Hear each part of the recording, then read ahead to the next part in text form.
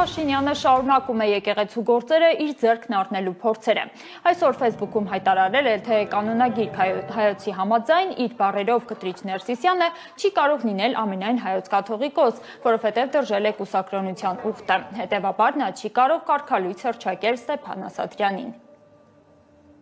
Հենց այստեղ է խնդիրը, որ կանոնագիրք հայոցի համաձայն կտրիչ Ներսիսյանը չի կարող լինել ամենայն հայոց կաթողիկոս, որովհետև դրժել է կուսակրոնության ուխտը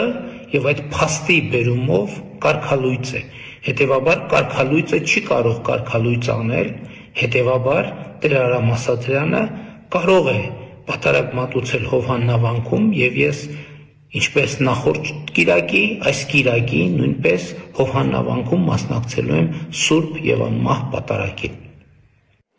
Իսկ կարգալույծ քահանա Ստեփան Ասատրյանը փոխել է Հովհաննավանքի փականները։ Վանքի քահանա Տեր Սարգիսը Հայլուրին հայտնել է, որ փականները փոխվել են հոկտեմբերի 21-ին, երբ Նիկոլ Փաշինյանն ասել էր, որ կիրակի գնալու է Հովհաննավանք Ստեփան Ասատրյանի պատարագին մասնակցելու։ Կարգալույծ քահանան Տեր Սարգսին սկզբում ասել է, թե անվտանգությունից ելնելով են փոխում եկեղեցու բանալիները։ Հետո սակայն բանալիները չի փոխանցել եկեղեցու քահանաներին, խաթարելով նրանց ծառայությունը Հովհաննավանքում։ Տեր Սարգսի խոսքով ստիպված են եղել մի զույգի պսակադրություն տեղափոխել Սաղմոսավանք։ Նա հայտնել է նաև, որ եկեղեցու արարողությունների մատյանն էլ է զավթել Ստեփան Ասատրյանը, եւ Հովհաննավանքի քահանաներ Տեր Մանուկն ու Տեր Սարգիսը չեն կարողանում օգտվել գրքից ու չգիտեն էլ, թե այս օրերին մատյանում ինչ արարողություններ կան գրանցված։ Ստիպված Արագածոտնի թեմի սոցիալական հարթակներով են քաղաքացիներին իրազեկում կատարվածի մասին։ Ստեփան Ասատրյանին դեռ ուսանողական տարիներից ճանաչող մեկ այլ կարգալույծ քահանա է զրուցել Հայլուրի հետ։ Արթուր Փունոյանը չի ընդունում իր նախկին հոգևոր եղբոր այսօրվա քայլերը։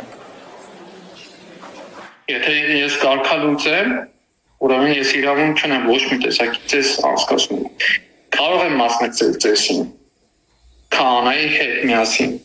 բայց անձնապես ծես իրականացնել դրա իրավունքը չունեմ։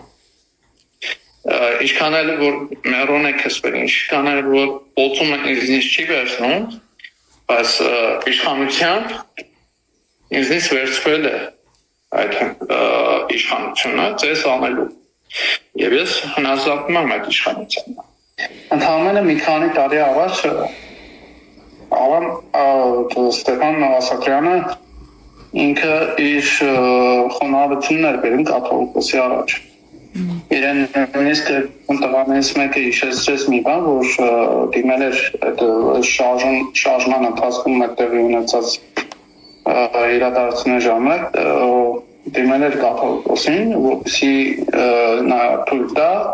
Ստեփան Ասատրյանը լինի նրա անձնական տիկնապահ։ Ինչին կաթողիկոսը բնականաբար մերժել է դրա կարիք չկար։ Կաթողիկոսը մեկնաբանել դրա կարիք չկա,